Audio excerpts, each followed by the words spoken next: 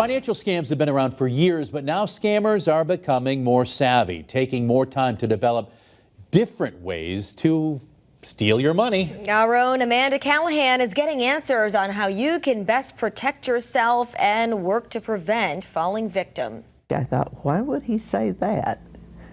And it's like, oh, like, oh, no, yeah. And so that's when I knew I'd been had. Scammers are everywhere, from spam calls to wire fraud to phishing emails, like the one this Belchertown woman who wishes to remain anonymous received in March of last year, telling her she had been charged for computer software she hadn't purchased. So I called the number on the form and I asked for a refund. Simple enough. The person I spoke with assured me I'd get my money back into my account. He convinced me that he had put $12,000 into my bank account by mistake, his mistake.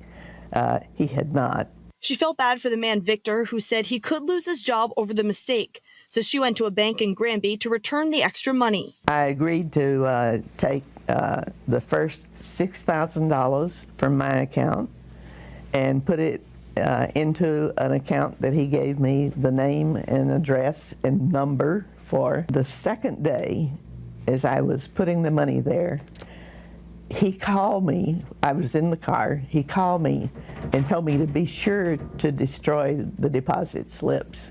And that's when she realized she'd been scammed and called Belchertown Police, the senior center, and her bank for help. But it was too late. The money was gone. And she's not alone. As more people become educated on what to look out for, scammers are only becoming more clever. The sophistication of it has increased a lot. Michelle Dwyer, president and CEO of Franklin First Credit Union in Greenfield, tells Western Mass News she's seen an increase in people falling victim to employment scams, especially since the COVID pandemic. Employment scams, one, where people will go onto employment websites, try to find a job, get a job, and the employer will send them money telling them they need to buy equipment to complete this job. Then the person is told they will be reimbursed, but that reimbursement check turns out to be fraudulent, along with the company and the job. Dwyer tells us another one that's been popping up more frequently is relationship scams, where scammers wait weeks to months before asking for money to build up trust. Those are really hard for people because they don't, one, want to kind of admit that these relationships might not be real. But two, there's a lot of relationship building that happens prior to being asked for money first. And the Northwestern District Attorney's Office is also seeing an increase in a wide variety of scams, and they want to remind people to think before you act, especially when it comes to your money. If you get an unexpected call, you get an unexpected email, text message, slow down. Don't be so quick to respond because you're not giving yourself the time to really critically analyze the situation. And these scammers are not discriminating when it comes to who they target. Oftentimes, elders come to mind first because they have more money easily accessible. But Dwyer tells us the primary targets are those 28 to 42 years old.